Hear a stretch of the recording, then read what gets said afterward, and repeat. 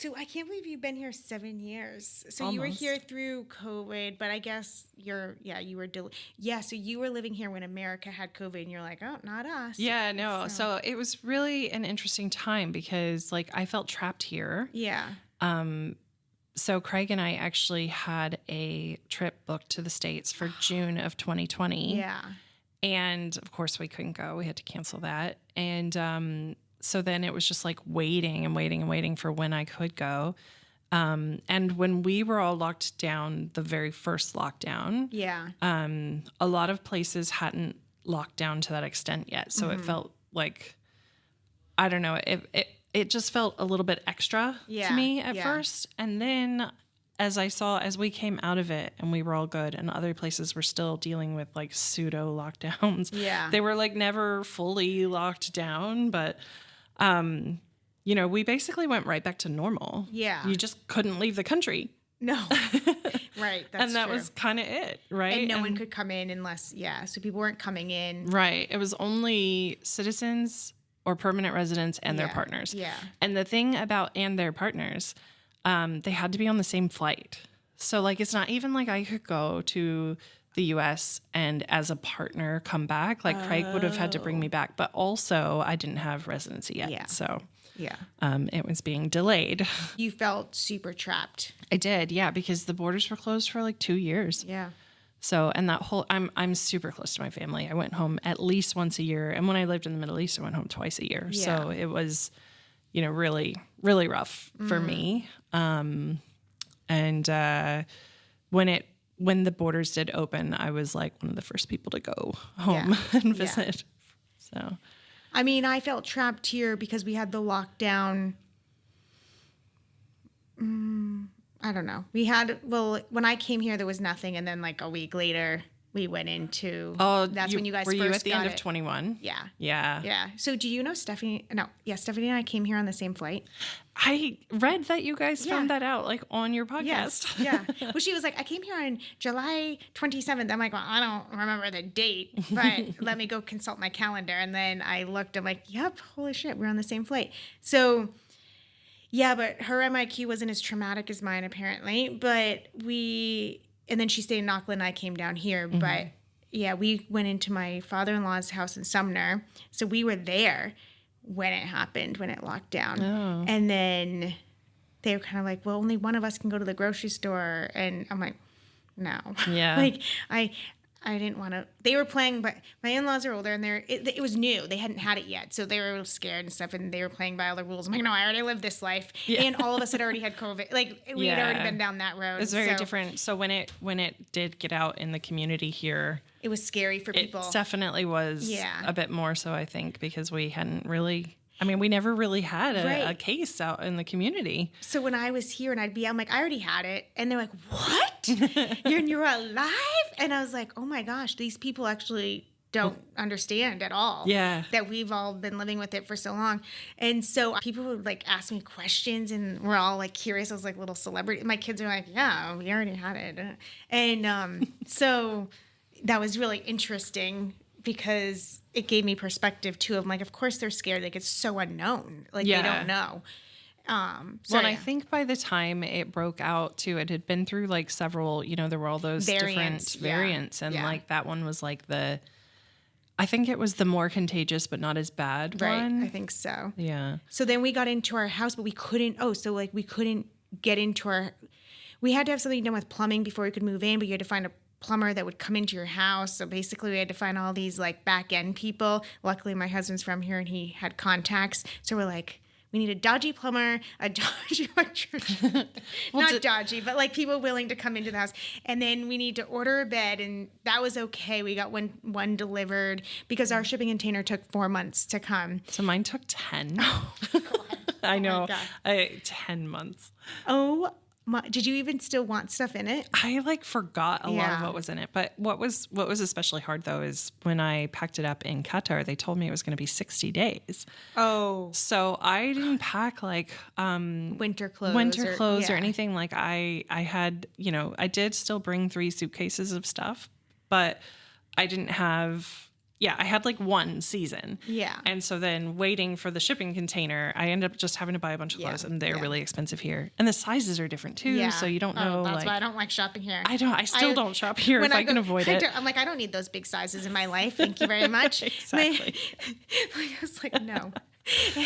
And then, when I go home, I have a friend that does Stitch Fix.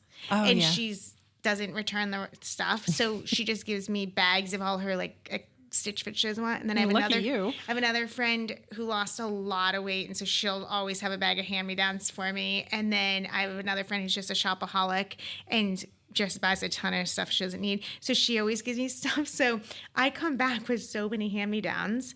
I never turn down a hand-me-down. And then while I'm home, I do hit up like Marshalls and TJ Maxx and stuff. And I go shopping when I'm home like crazy. Like, I always end up buying a box to bring back with me. Yeah. So instead of you're the one who gave me that idea. You buy the box because then you can like fill it to the it's so light. The Home Depot box. You save several pounds, and it's like $5 or something for the box. You still have to pay for it as an extra bag on the airline, but still worth it. It's so good. I'm going home in September to be in a wedding, and I was talking to a friend the other day who will be at the wedding, and I was like, because, if I'm not working a good job, like budget's tight. So I'm like, there's really no need for me to spend money while I'm home because I'll stay with my parents. I can just eat their food. And she goes, as long as you don't go to Marshall's.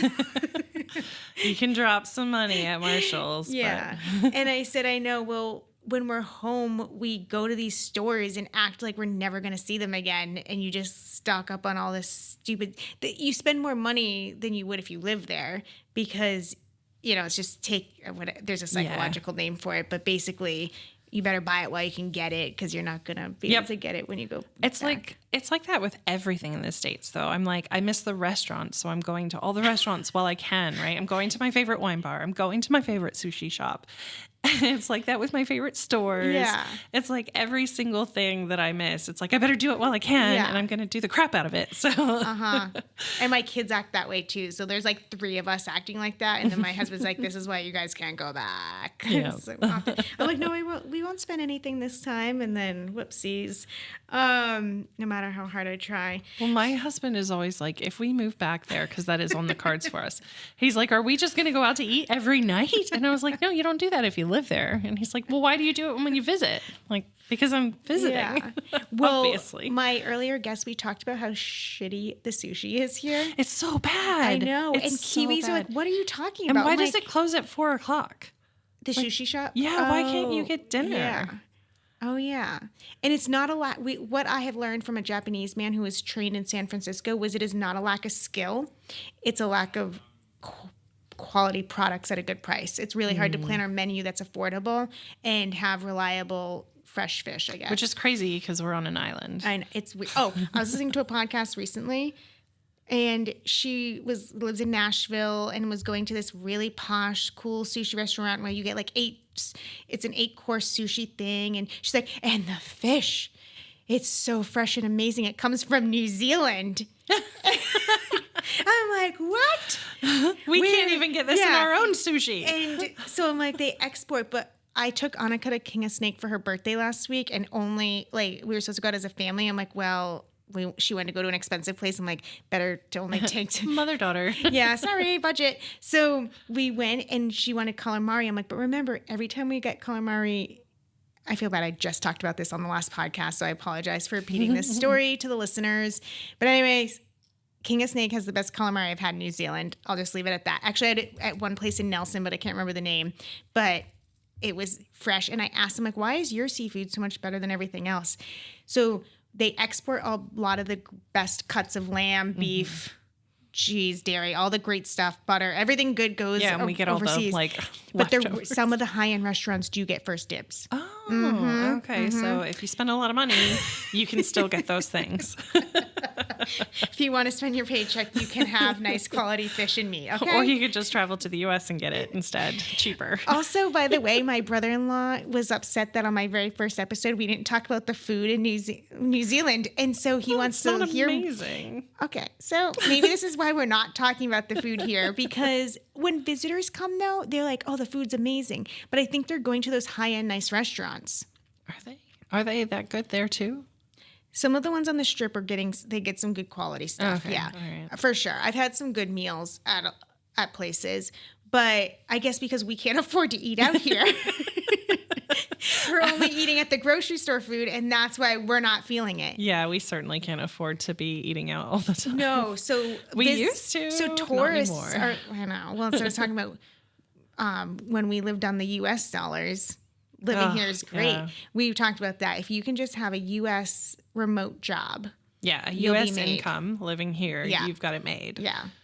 But yeah, the salaries here don't match. Like, it's like if you would make $70,000 in this role in the U.S., you would also make $70,000 here, but only New Zealand dollars. Right. So it doesn't, you know. Right. Well, and the things are more expensive here. Yeah, they're more expensive, and also that 70,000 isn't worth 70,000. Yeah, you know. I think, like, for example, to fill my SUV in America when we left, I think was like $38, and to fill my Passat here is $200. I know. I just paid $170. Like, no. So if that's just the thing is. Say $70,000 is what you make, but it just does not go that far. No. Yeah. Plus, once you put that into the exchange rate, it's like, what, 40? That's why the U.S. government thinks I'm at poverty level. Yeah, me too. They're like, ma'am, no. Do you need assistance? But someone the other day was like, my really good friend, I was telling her, I was like, when I worked in America, I never got a tax return. I always had to owe and pay in. And I said, now that I live here, I get the childcare. It's the childcare credit, but still, that didn't even zero out what I paid. So I go, I'm getting more from the U.S. government living in another country. I now get the childcare credit back. And my friend was like, oh no. Doge is coming after you. You're She's like, you're not going to be getting that anymore. You're exactly the fat they're trying to trim. They're like, they can't be sending money to people living overseas, not putting it back into the U.S. economy. And so then there was an article about him like going after the IRS, and she sent it to me, and she's like, you're next on the chopping block. I'm like, don't take my child care credit. We literally are, though. So everyone who's on Social Security have to go in person to prove. What? Yeah. Yeah, so thankfully, I mean, you and I aren't on Social Security, right? So, but anyone on Social Security benefit has to now go in person to a Social Security building to prove their alive. Identity. Yeah. Yeah, I just saw it's like just been put in. Are they going to put one in all the country, like at the embassy or something? Nope. Of course not. So yeah, it's been one of the things that was brought up in one of the expat groups. It's like, how is this going to affect us? Because obviously we can't just turn up on Tuesday at Social Security building.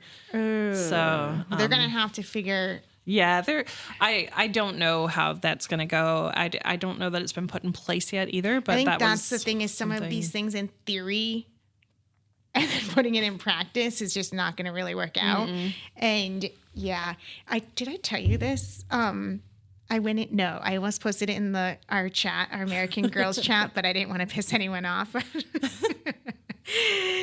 I went into a produce shop yesterday. I won't name it, but he goes, "Oh, that's a strong accent." And he's like, "What's that?" And I said, "American." He's like, "Make America great again." And I go, "Oh, just so you know, you don't want to say that to other Americans. Mm-mm. They will boycott your shop." I'm like, they're here because they don't want to be here. And then he just like wanted to talk about a lot of it. I'm like, okay, like I gotta go. But yeah. Yeah, most Americans here are not supportive of that. No, but a lot of other foreign people are. And so they want to like chat. And they don't, when I'm like, I wouldn't say that to other Americans, and they don't know why. And yeah, they're like, well, what do you mean? I'm like, I don't know. Why don't you say that to the next American that comes in and see what happens? Yeah. You're likely to get a very different reaction. Yeah. So that's interesting for me. Yeah. From other people from around the world have different perspectives. But I just like don't pay attention to a lot. And sometimes people are also annoyed about that I'm not living in it and breathing it every day. I'm like, I live in a different country. I can listen to my funny comedic podcasts. And my husband is so much more into the U.S. news than I am. So is mine. He'll be like, have you heard the latest? And I'm like, I haven't. Just tell me. Yeah. Well, sometimes mine is more doomsy. So he'll be like, oh, did you hear that? I'm like, I can't do that today. Tell me to, like, I'm just like, not today. Yeah, I roll my eyes at him. I'm like, what? No. Yeah. But he tells me all the important stuff. So yeah. Did we talk about, no, I already talked about we talked about interest rates before we started recording, but just the pain in the butt of buying houses here and being different. Yeah. Oh my gosh. It was certainly a shock the way the mortgage system works. Yeah. So Ashley already knows this, but for people listening, my husband and I bought a house in 2021 when things were like post-COVID, rates were really low. They were low. At the time in the States, people were locking in like 1.9 for like 30 years. Yeah. You know? So we bought our house then.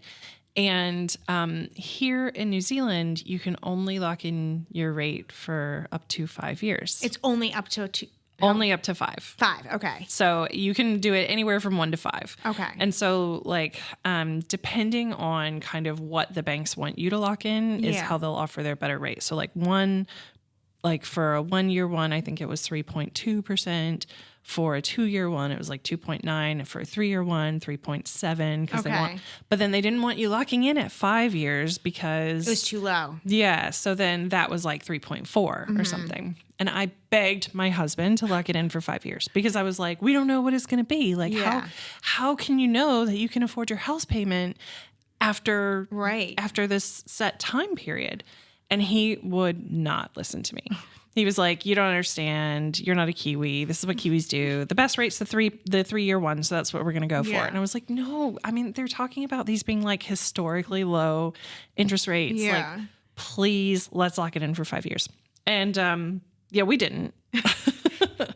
And so our mortgage jumped up last year by $600 a fortnight. So if that's $300, it's a little more than $300 a week. Yeah.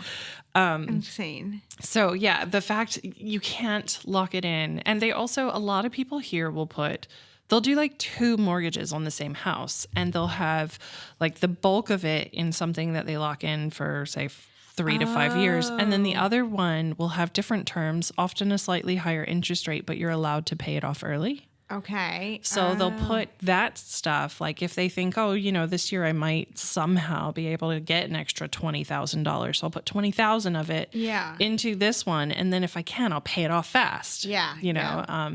So whereas in the States, if you want to pay off extra, you just pay off extra and you just say it's going to the principal and it goes to the principal. Yeah.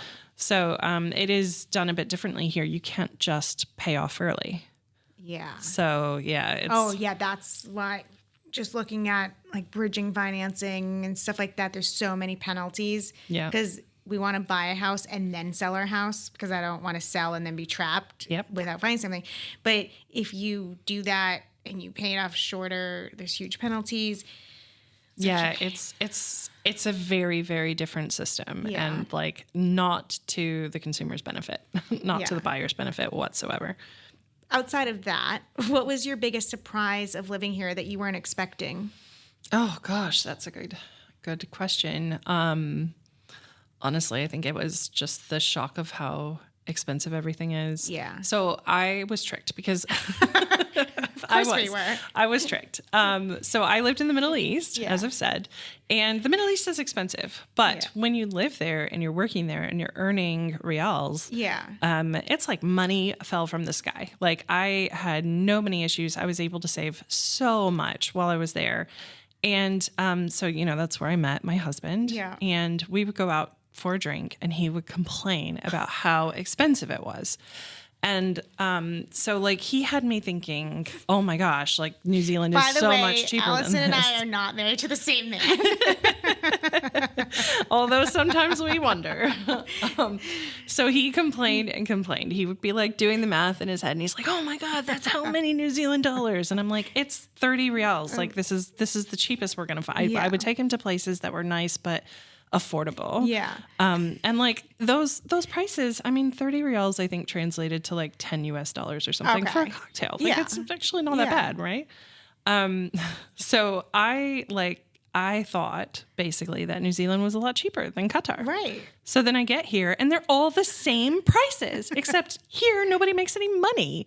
So I'm like, okay, so wait. So it's actually like $18 You know for why? a cocktail. He wasn't buying cocktails. That's true. He was buying beer. Yeah. And they were also 30 reals. So like I'm buying a gin and tonic for 30 reals. Yeah. And he's buying beer. And the thing is, the selection isn't great in the Middle East. Okay. So they're more liquor drinkers than. Yeah. So like what they'll get in, they'll have like Heineken, Corona, they'll have Stella. They'll have a few like fancy, but there's no like craft beer scene or anything like that, of course. Right. So he's paying what he feels is really expensive for a like Stella. But you can only Heineken. drink in hotels there, right? Yeah. You It can't has to be a 4 or 5 star hotel. And you can't buy alcohol at a store? So people who live there can. Oh, okay. I had an alcohol permit. But you have to Do get. they just give those to Americans? No, you have to get your employer's permission. Oh, wow. And you have to there's a whole form that you have to fill out with like your religion and stuff like that. And so they limit you to how much you can spend too, but it's actually like a really high limit. Yeah. It's like a percentage of your paycheck every month. Okay. And it's something like 25%. Oh, okay. So like So it's not that hard. No, I definitely was never even close to hitting that limit. Right. So, but the shop was like 45 minutes away. It was the only shop in the country. So it's one. Oh. And it sells pork and alcohol.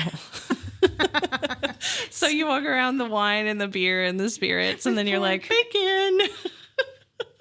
So was this like catering to international people? Expats. Yeah. This is so funny. I don't know. I can't remember if Qataris were allowed to have an alcohol permit or not, like a shop permit. But definitely there were Muslims who did. Yeah. Who got them. But yeah, I don't really know the rules. Yeah. So you were kind of limited to where you could go out and have a drink. Yeah. So if you were going out to have a drink, you were in a hotel. Yeah. And the hotels in Qatar are nice. Yeah. It's like the Kempinski and the Hilton, the Four Seasons, the Shangri-La. Like those are all the places that were like walking distance from my apartment. Okay. And so Craig and I would walk to a place and, 30 reals is not much. Like I used to regularly drop like 75 reals at lunch. Okay. So 30 reals is not a lot. Yeah. But so then I got here and I was like, this is more than 30 reals. And so I felt that way about alcoholic everything. beverages. Did Craig know that I dropped his? What was that I dropped? The vodka. Yeah.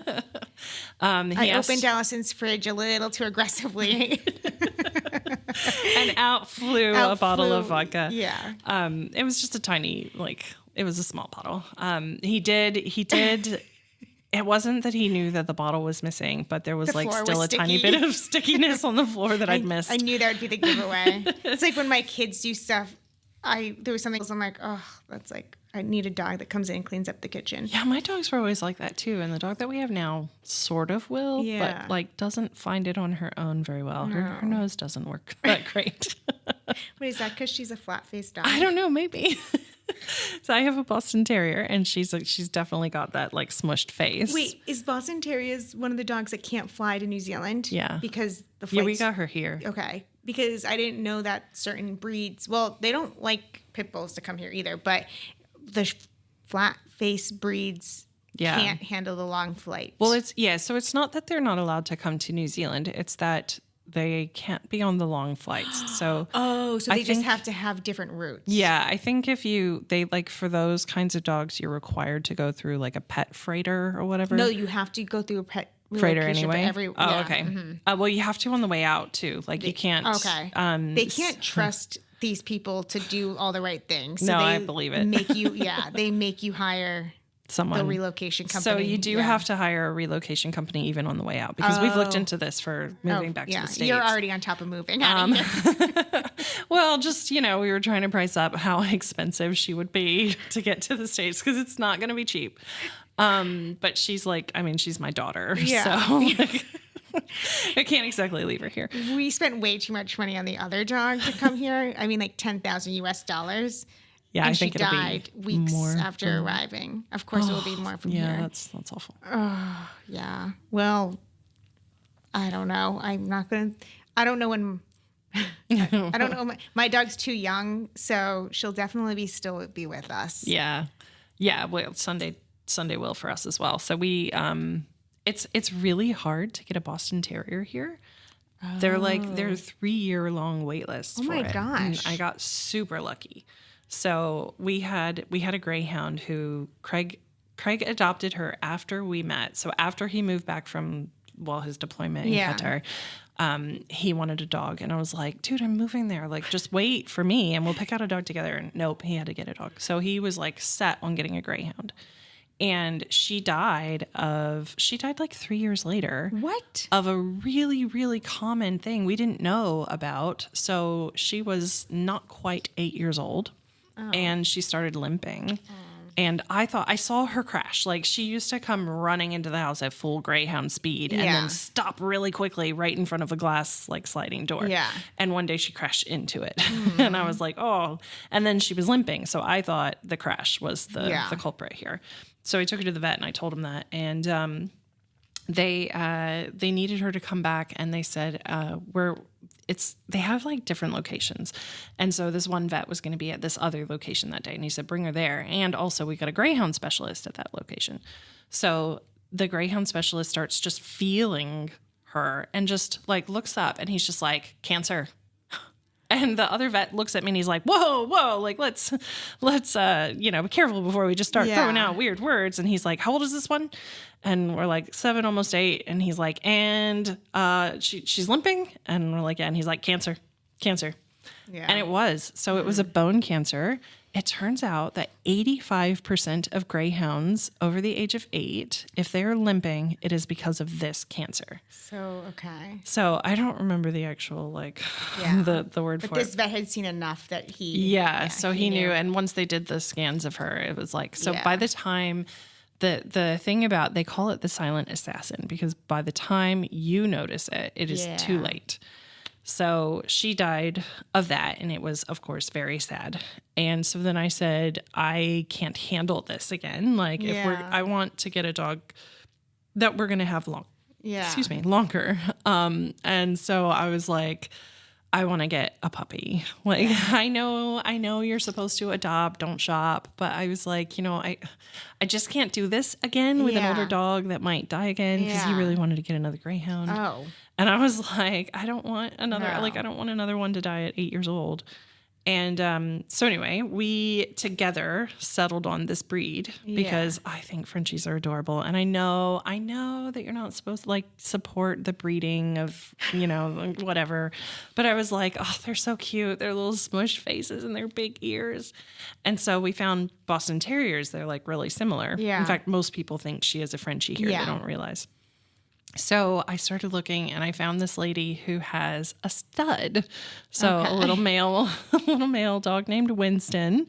And so I got in touch with her, and I was just like, hey, we were looking at it. I've seen that there's long wait lists. What can you tell me? And she said, oh, his little girlfriend has just had a litter. And I don't know if she's a new breeder. So you should just get in touch with her. So I was like, okay. So I messaged her and I said, I've heard there's just a litter. I want one. What do I have to do? I'll put a deposit down. I want one.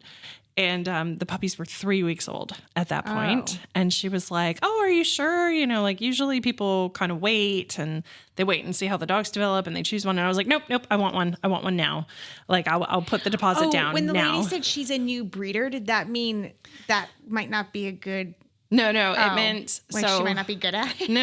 It's not that she might not be good at it. It was that she might not have a waiting list. So I was like, I'll put a deposit down on this dog right now. So I did. And then about 2 or 3 weeks later, she messaged me and she was like, Sunday sisters are all spoken for. Did you know there's a 3-year wait list? And I was like, oh my God, I had no idea. Oh, so she just did not. She didn't know. She didn't know about that. It's not like a legitimate, official thing that there's this one wait list that they all use, but other people are in a network together, and she hadn't joined the network kind yet. of, yeah, that's kind of how it works. So, they'll refer, the breeders will refer you to the next person who's having a litter when you're up of the list, you know, So I just kind of got around it by finding the stud and then finding the litter. So, and we love our girl. I'm so happy about it. And it worked out really perfectly too, because they turned 8 weeks old the day that we moved down to Christchurch from the North Island. Oh yeah. I forgot you lived in Palmerston North. Yeah. Don't recommend it. Wait, so would you recommend Christchurch over that? 100%. Oh yes, absolutely. So Palmy, the thing about Palmy, it's small, and like nothing against small towns either, but so there's already kind of not a lot to do because it is small, but on top of it, like it's like only people who are either in the military or who grew up there live there. Okay. And so in both of those groups, they already have a very established. Town? Yeah, they've got. What's a military town in New Zealand like compared to a military area in America? Nothing alike. Nothing at all. Like, you wouldn't know that Palmy's a military town. Oh, okay. Like, it's not a military town the way that we think of it. The military here is a lot smaller too, so they just don't have the numbers. Like, I'm pretty sure we have more military people in Norfolk, Virginia than the entire country. Yeah. Well, the military people were running the MIQs, the managed isolation, and it was like, report to duty, come tell people they can't walk too fast in a circle at MIQ. Like, lots of, so Craig never had to go do that, thankfully. Because at the time he was a pilot, he was flying, so he didn't have to, but some people that he knew definitely did. Yeah. And some people went multiple times, like they kept getting called away to a hotel to watch civilians they'll be around. there for like 2 months at a time or something. So they didn't look happy about it. No. I don't think nobody was. I don't think they joined the service to do that. No one was happy about that. And because Stephanie and I were talking about rules, and she goes, I don't think they knew why the rules were. They just knew they had to enforce them. And that's the military for you, isn't it? It's like, I don't know why this rule exists, but don't do it. Yeah. I don't really see a lot of military people down here, at least like I don't see anyone walking around in their uniform. Well, another thing, so like Craig, I don't want to say that he's not proud of being in the military, because it's not exactly the case. Oh, but it's like, not the same type of pride Americans have. It's not. No, the not at all. patriotism. Like, people do not look at military people here and like, thank you for your service or anything like that. Like, they're shocked when they go to the States and people are like that. So Craig has actually worked in the States with the military a few times, and he was like, it's so different. Like, if people you would go out to a bar in your uniform, people buy you drinks and thank you for your service, and here people give you dirty looks, And I was like, okay. Yeah. So I guess that makes sense. Where we live out in Rolliston, so we're actually like 25 minutes outside of Christchurch. It's a very military town because the base is right there. Oh, right. So like it, instead of driving 30 minutes, you can live in a really nice neighborhood still and be like 5 minutes away. So it feels like being in a military town in the U.S., but like the camps, like there's no commissaries or anything like that like they have in the U.S. There's not all the There are some benefits on camp. There was a swimming pool that we could use, although we can't use it anymore because of budget cuts. The first thing they cut was the lifeguards. So now we're not allowed to use the pool. And there is a gym that like dependents and military members can use. And I think there's like a tiny library, but like why would you go to that one when the real library is free anyway? Right. So, but back home, there, like some bases have movie theaters and stuff like that in the U.S. Oh. Yeah. Oh, yeah. Yeah. Okay. Some of them do. And they have commissaries, and they'll have like fast food places on the base. Yeah. And none of that here. It's not at all like that. Okay. So Palmerston North with Linton Camp. So that's the Army camp. Linton's like a 5-minute drive outside of Palmy. And they had, I made some friends who were there, and we would go swimming in there. They had an indoor pool there that was really nice. And so that was really nice. But like the rest of the camp was just like nothing. But like our cities have indoor pools. Yeah. So we went to that one because it was free. Yeah. Also not crowded. True. Like I'm really impressed with the city pools here. I have only ever been to one city pool. So I haven't actually been to one in Christchurch. Oh, okay. I've been to Jelly Park and Hornby and Selwyn, actually, which is out your way, because I went to my daughter at like a swim meet there, or for school, swim sports. But yeah, they're all very nice, and they're pretty. I think it's like $5 to get in. Yeah, they're affordable. Pretty affordable. And I would say their libraries all the libraries I've been to are very nice as well. So, we pay a lot of money. we pay a lot of money for really nice amenities, I would say. Yeah, I didn't live in a city though either, so like I don't have a lot to compare to as far as. I lived in Boston before I had kids, so I wasn't using the kid-friendly things. Yeah, like the public pool. Well, I did go to a public pool before, and it was gross. So I do find them to be very nice and clean and tidy here. Oh, that's good. But yeah, kind of busy at certain hours, of course. Yeah, I haven't been to the Selwyn one, but it's a pretty new one, and I think people are pretty fond of it. Yeah. The one that I went to in Palmy, I wasn't very impressed with. I'll be honest. The Linton, the military pool was really nice. Yeah. And then there's Ohakia, the air base that was outside. It was like a 30-minute drive, and a lot of people in the Air Force also lived in Palmy. Okay. There, but yeah. That's nice. So, how many more years do you think you'll live here? Oh, gosh, that is the question of the moment, because with everything happening, I know, and the immigration policies that are popping up, Craig is becoming more and more apprehensive about even visiting. Yeah. So, wait, what is he in America? What do you mean? Anything? Does he have a green card? No. So we've applied. Yeah. We applied for one. So when we got married last year. Okay. And as soon as we got back from the honeymoon, we applied. Yeah. But it takes like up to a year and a half. Does it? Yeah. Even though you're not living. I mean, if you were living there, would it be sooner? I don't know, but we're not. So, but so it takes a really long time. So yeah, we submitted that last June. Okay. It's now the end of March. Haven't heard anything. Yeah. Don't really expect to for at least 2 more months. And even then, that'll be the first step. And then we'll have to fly up to the consulate and have an interview. And do the interview and all of that. So, right now he is just a tourist who's married to me. Yes. So, what he's apprehensive about though are the tourists that have been thrown into ICE detention centers for weeks before being allowed to go home. And so, it scares him. Like it does actually scare him. Yeah. And I don't think it'll happen to him because those were land border crossings. Yeah. But I can't promise that it won't. I can't be certain. Right. So, he's apprehensive about that. But then on top of it, apprehensive about moving home at the moment, just with the atmosphere, the hostility towards immigrants. Yeah.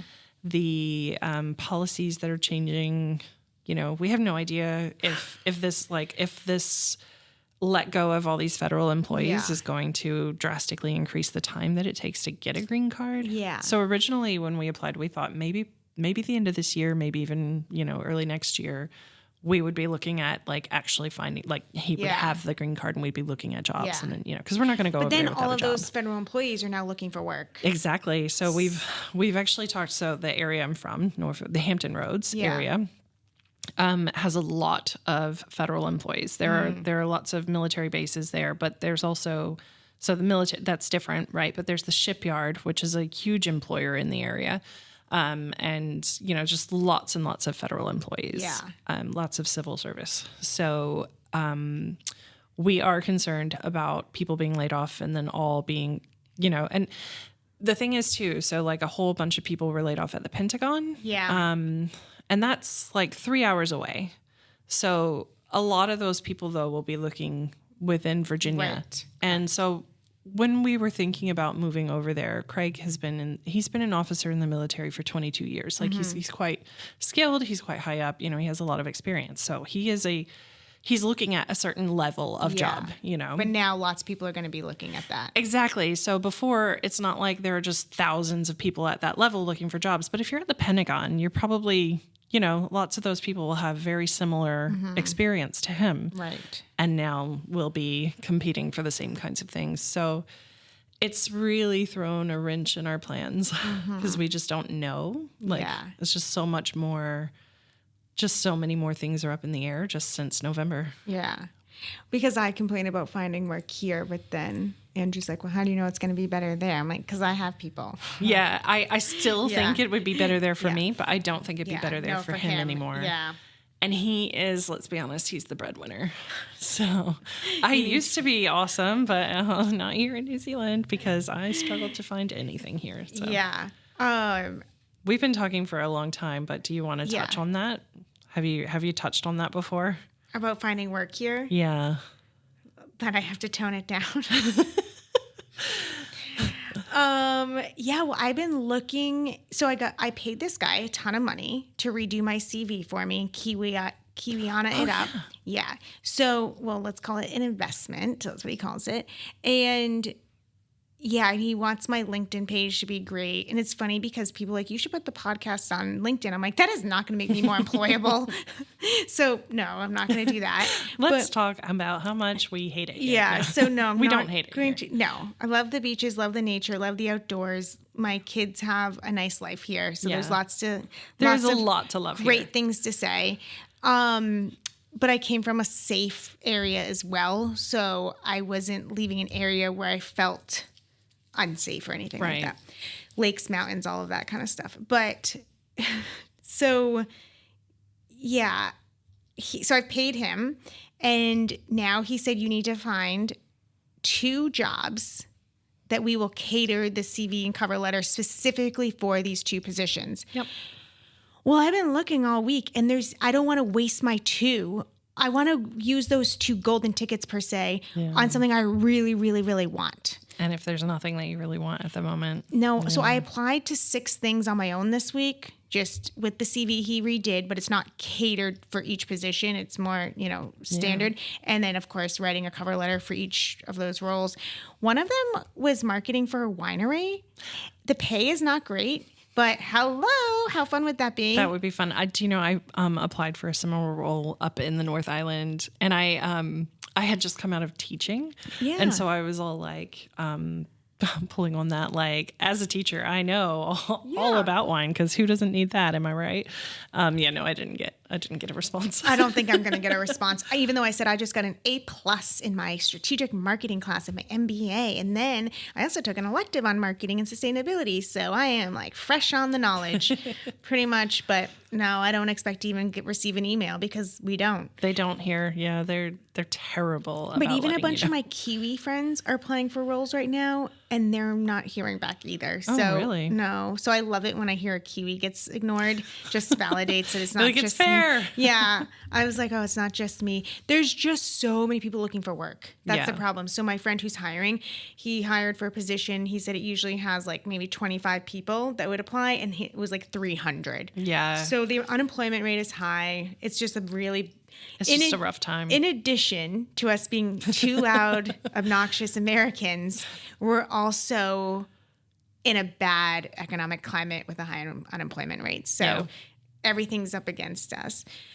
So this is why people are like, you should just find a way to make money out of Akaroa. I'm like, I know, but you need to spend money to make money. You do. It's like, there are so many things that I've thought of before. And then when you look into actually following through with that, the amount of investment that it would take, like, you just can't do it unless you already are quite wealthy. Yes. And it's harder here to take risk, in my opinion. But this class that I'm doing the podcast for, it's a creative challenge.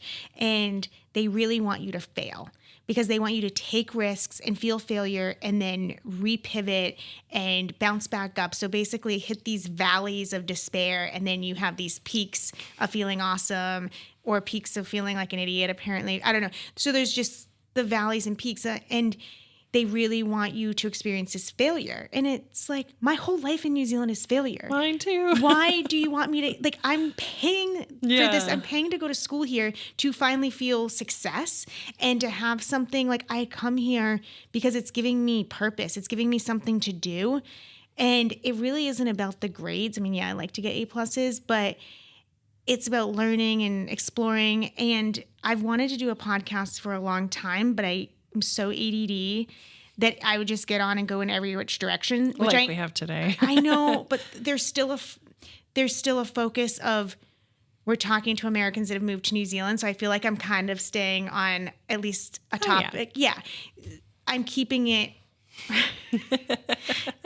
I found a niche, and I'm hoping that niche is good, but I'm really frustrated by, basically, if I do well at this, then it's not going to be a good grade. Oh, that is frustrating. I don't think he necessarily said that, but basically you have to show your feelings and the struggles of having it. So I felt one of my struggles was when I thought I had a bunch of American friends that were going to come on, and then they were like, no, I'm too private. I don't want to come on. I'm like, you little brats. So that was a challenge. I had to reach out to strangers, which I wasn't planning on doing strangers so early on. But then because of your group, thank you very much, they provided me a whole list of volunteers. I did see that a lot of people a lot of DMs. I think I have 30. Oh, wow. Yeah. So that's more the American I was used to. Yep. Someone who puts their hand up and isn't afraid to speak up and like be on a podcast. So I was like, there they are. There's my people. There they are. They're hiding in Christchurch somewhere. Yeah. So that was a challenge I've overcome. And then the tech stuff for me was really challenging. It might not be for others. But last week, I just had it on Spotify, but I needed to get it on Amazon and Apple podcasts and like all these things. Because a lot of people don't have Spotify. And it's called RSS feed and stuff. And when I got that streamed across all the platforms, I was jumping up in my kitchen like, just a tech firm should hire me. I'm a tech bro or tech sis, whatever. I'm like a tech sis now. Look at me. I'm practically an IT expert. I was basically thought I had made it in the tech world. And so that for me, that might not be a challenge for some people, but it was a challenge for me.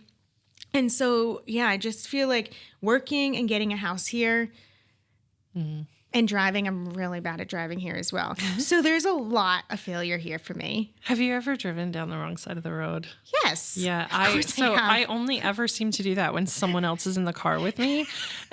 And then they're always like, aren't you supposed to be on the other side? And I'm like, oh my God, I never do that except when someone's in the car. And they're like, yeah, sure. I do it when there's no other cars on the road. So like they don't give me a point of reference. And it also happens, it seems to happen on long road trips, again, on like wide open roads where there's no one and I'm tired. But it happened the other day because of all the road work. So they redirected us to the other side. Yeah. And then I was supposed to go back to the other side, but I stayed on because you're like, I'm on the correct side I'm on the right now. Side. Yeah. And like the other challenging, I know like we're running out of time, but like the other failure per se too is like when we lived in America, like my husband worked away, life was just so busy and full all the time. And so I don't know. I just had a big life. That's what it was. I had a really big life. And I know you guys say that I'm busy here a lot. You do seem really busy. Yeah, I'm not busy at all compared to what I was. And so, but then the beginning of my marriage was long distance. Then we got married and he ended up working on the road. So he was never home. So I like never really fully was around my husband all that much. I was just out a lot more or less. Well, you had your established circles there that were... Like, it's not that we don't have a circle here because we do. And, you know, but I would say that being somewhere where you've grown that circle over a longer time, you know, there's just a lot more. Yeah. Yeah. And then it was like, I only had him for a long time and I wasn't used to that. It's really hard, isn't it? Yeah. And like for some people, it really actually came down to like, it was going to make us or break us, and it actually broke us for a while. I was like, no, you cannot be my only person. Us too, honestly. And I, like, went and stayed with a friend. I didn't even know that well now that I think back at it. At the time, it seemed very logical because I was desperate. I was like, I need space, and we were living in this tiny house, so I couldn't even go into a room and have like my own space. I didn't have an office at home. I had a basement and office and craft room, as you have a craft room. I do. I have a craft room. And so there was just no escaping. I had no one except this one friend who was like, oh, I'm renting out a bedroom. And sometimes when I look back, I think if we never moved to New Zealand, we wouldn't have had, well, first, I don't think we would have fallen into that place because it wouldn't have been forced, but also I look back and I'm like, maybe having to like go there and then Phoenix rising, like burning down to the ground and then rising back up. Maybe it needed that fresh start, and it definitely never would have happened in America because I would have just kept, quote, running, you know, finding the distractions, or someone would be working away. But there was no escaping. I didn't have my parents to run to. I didn't have my friends to run to. Do you know, I think that's actually really common here with people who come for a partner. So Craig and I had a similar moment. I didn't move out, but because you had nowhere to go. I didn't have anywhere. Exactly. I had no friends. And like I lived in Palmy for nearly 3 years, and I had like 2 friends by the time I left. Yeah. And it was really hard there. But I think that's exactly it, right? Is so many people move here for that person, and then they're the only person that they know. Yes. And so it's like, it's a lot of pressure to put on that person. Yes. Because they, it's not fun for them either. No. So that is something that I've heard from multiple people here. We were always used to 2 incomes, and I was working. So then all of a sudden he was like the sole provider, which wasn't really our dynamic either. No. And so that was putting pressure on him. And some men love that. Like some men want to be a provider and want like their wife barefoot in the kitchen. Not mine. My husband wants me in not heels, but like, yeah, he wants me in a pencil skirt out in that office getting to work. No, not necessarily that job, but we just weren't. Yeah, he wasn't prepared to be a sole provider either. So I think all my woes were mine. But then when you really break it open, I was like, oh, shit, this isn't easy on him either. Yep. And then my kids were like, we'll live wherever you guys are happy. We're good. They were just kind of like, whatever. And so it feels interesting. And I guess, I think the journey of living here is like I really had to find happiness within myself, and I'd never in my life had that much alone time. I'd never had it, like, because I just hadn't been exposed to that much of me time. To be honest, me either. Yeah. Like when I moved here and I was on the visitor visa and I couldn't even work. Yeah. I did a lot of artwork, but like you can only do so much artwork before you're sick of art. Yeah. And I ended up I got addicted to video games. Did you? I did. It was 2018 and Red Dead Redemption 2 had just come out, and Craig was like dying to play it. So he got it, and I let him, like, in the evenings, I just cooked dinner that week every night, and I let him play, and I watched, and I was like... And then you got into it? And then when he went to work the following Monday, I was like, I think I might try that. And then I literally could sit there and like play it for 12 hours straight because I had nothing else to do. Yeah. Like he would say, well, why don't you go out? And I was like, do what? Yeah. And he's like, go shopping. I'm like, with what money? Yeah. We'll go do some activities. And I'm like what? I mean, like, I don't even want to go hiking by myself out in these tracks that like the gorge. So there's a gorge track in Palmy that's apparently really nice. I have kids, so I make them do that shit with me. Nice. Yeah. But see, like, what if I went by myself and something happened to me and like nobody would freaking know? No one would and then know. The American girl that disappeared in Palmerston North. I can't be that girl. No. I know. It's like so crazy. So I feel like right now I've come out on the other end of it. And that's why when this is like, you need to fail, I'm like getting all angsty about it. Yeah. So so when I have to do these journals about my feeling, well, this class has you submit these like video journals about the process and stuff. And I'm like, no, I'm loving it. But no, I'm like, no. I have to say... You have to show your struggles. I have to show the struggles. And so I will, because there have been some. But yeah, overall, though, for me, the connection here, I just really like it. It's like I get excited to have these conversations and meet people and talk about people's journeys. So yeah, hopefully... I think even after the class is over, I hope to continue on doing it. I hope you do. I think it's been really fun as like coming on and talking. As a guest, thank you. As a guest, yeah. I gave Allison, I'll put a picture when I post the podcast on the Instagram page, which is moving to New Zealand, Eagles to Kiwi. No, sorry. The Instagram page is actually just called Moving to New Zealand Podcast. That's the name of it. So it's really easy to find, but that's when I'll post new episodes, but I'll put a picture, and I made her like an Easter craft, which really is cute. really funny. And we're way ahead of Easter, but it's not going to last if I wait till Easter. So, will it not?